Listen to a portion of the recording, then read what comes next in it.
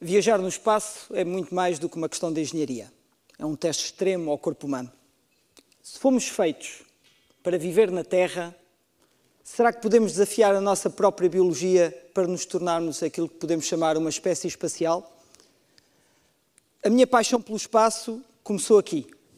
Anos 80, era uma criança e esta imagem de hoje em dia me inspira bastante. O meu sonho era ser astronauta, mas ainda não me passou, posso bem dizer.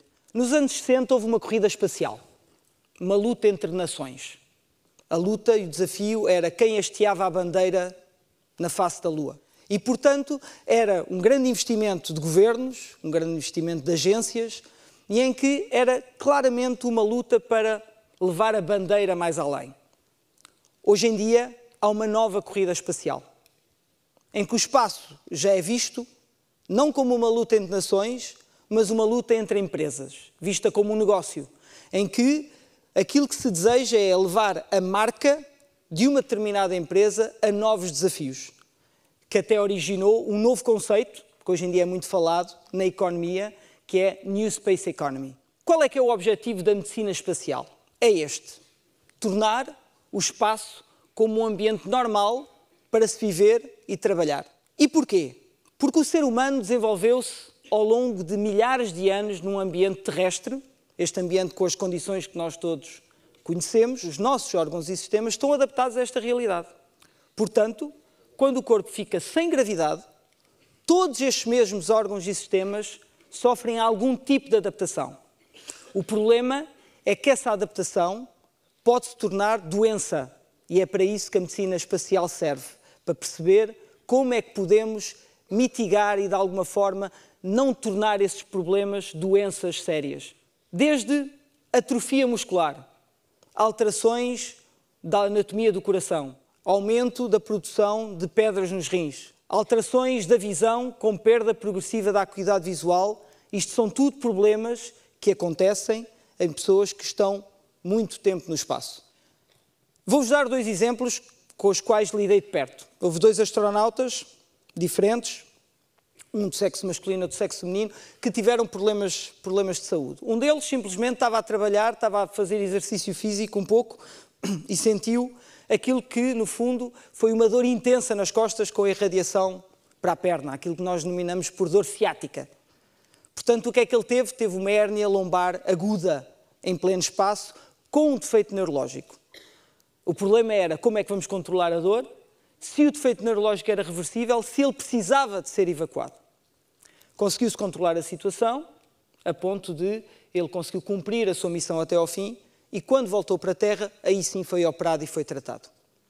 Outro caso mais recente, de uma médica que também é astronauta, que sentiu que a sua cabeça não estava propriamente bem, estava demasiadamente inchada, e foi fazer uma ecografia a si próprio e viu um coágulo dentro da jugular, algo nunca antes visto. De repente começou-se toda a gente a preocupar, foi uma grande preocupação em terra. Como é que vamos agora que ela volte é salvo e como é que vamos tratar um coágulo no espaço? Com o risco, como podem imaginar, de acidentes vasculares cerebrais ou tromboembolismo pulmonar, ou seja, problemas tanto no cérebro como nos pulmões. Conseguiu-se mais uma vez, com uma grande conferência entre pessoas e entre médicos, conseguiu-se controlar a situação e ela voltou segura. Isto é só para vos mostrar alguns dos problemas. Portanto, nós passámos os últimos 20 anos na órbita da Terra, queremos agora colonizar a Lua e construir estações espaciais à volta dela e, finalmente, o grande objetivo, que é viajar até Marte. Ao contrário dos que os conspiracionistas dizem, nós já lá estivemos na Lua. Muitos me perguntam, esta é uma pergunta clássica, então, mas porquê é que ainda não voltámos? E a resposta é muito simples, porque o risco que as missões Apollo tiveram e que aceitaram, hoje em dia era inaceitável. E, portanto, para voltarmos à Lua, temos que voltar com determinados estándares de segurança que, na altura, digamos que eram dispensados. Mas agora vamos colonizar a Lua. E será que a humanidade está preparada para viver num ambiente sem atmosfera? E, portanto, vai ter que viver em cavernas, que é isso que está projetado. E será que vamos ter nessas condições a humanidade vai conseguir viver e colonizar este satélite? Este é um desafio relativamente à Lua, que é um desafio completamente diferente de Marte, em que Marte está a 1 ano de distância de viagem, que tem o desafio da própria comunicação para a Terra, que pode demorar 20 a 30 minutos, e vamos colonizar um planeta que é 1/3 da gravidade terrestre e que tem uma atmosfera muito mais fina, sendo muito mais frio. Portanto, o desafio dos materiais a utilizar. Como é que levamos os materiais? Será que vamos usar materiais que já existem lá? Portanto, toda esta situação do salto para Marte é muito maior do que apenas o salto para a Lua, que será provavelmente a mais breve trecho. A medicina tem de estar preparada para isso e, portanto, há astronautas que são médicos, mas vai ser sempre necessário consultar especialistas. E já foram feitas várias tentativas de como é que podemos transportar especialistas para o espaço, como nesta situação em que um especialista foi teletransportado, estilo Star Trek, Live Long and Prosper, não é? Para onde? Para a Estação Espacial Internacional.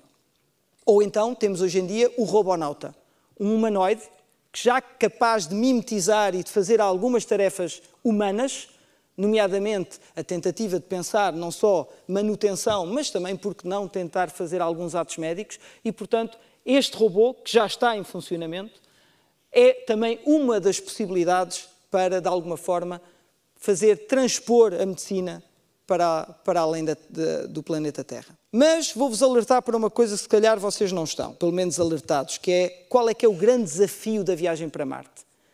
Não é tanta tecnologia, mas este problema, que é a radiação. Nós, aqui no planeta, estamos protegidos pelo campo eletromagnético terrestre. E foi esse exato campo eletromagnético que permitiu o desenvolvimento da vida na Terra.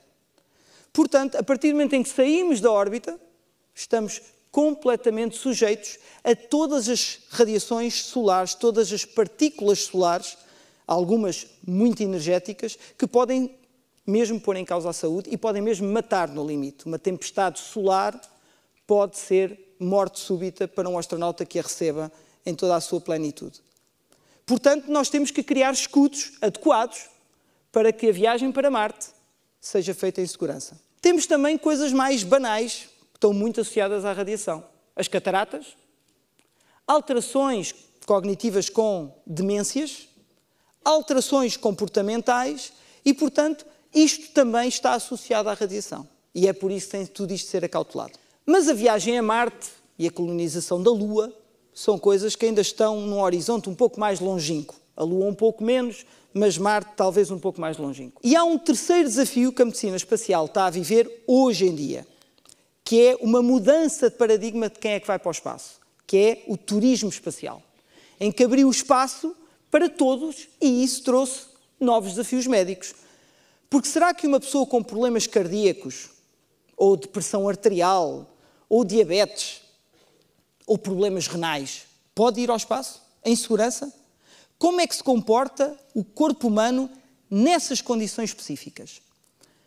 Porque este é o último grupo que foi selecionado de astronautas da Agência Espacial Europeia e da qual eu fiz parte do júri. Portanto, concorreram 22 mil pessoas. Durante 2 anos foram escrutinados testes médicos, psicológicos, exaustivos, vistos da ponta do cabelo à ponta da unha, para serem as pessoas mais saudáveis do ponto de vista físico e mental. É completamente diferente este processo de seleção para este tipo de astronautas, que aconteceu muito recentemente em 2022.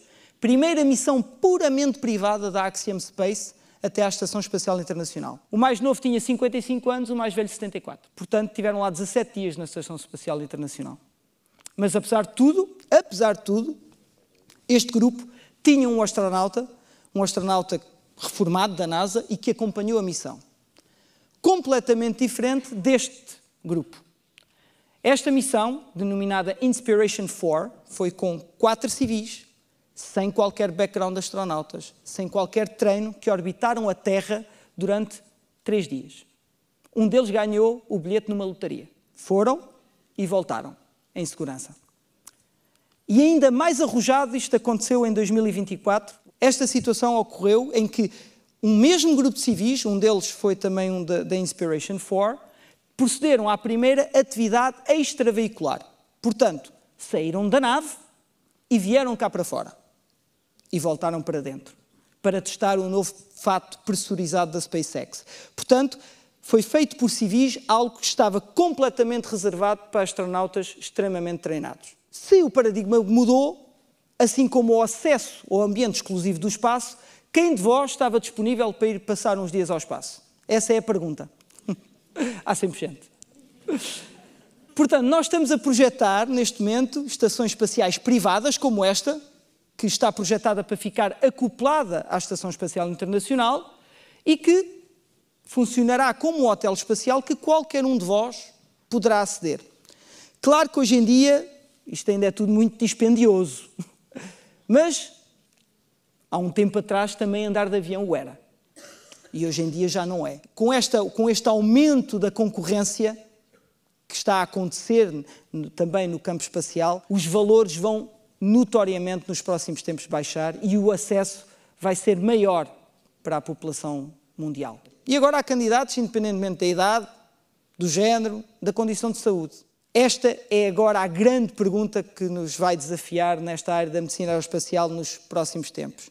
E assim, a grande pergunta que vos deixo não é quem pode ir ao espaço, mas se eu posso ir ao espaço. Ad Astra.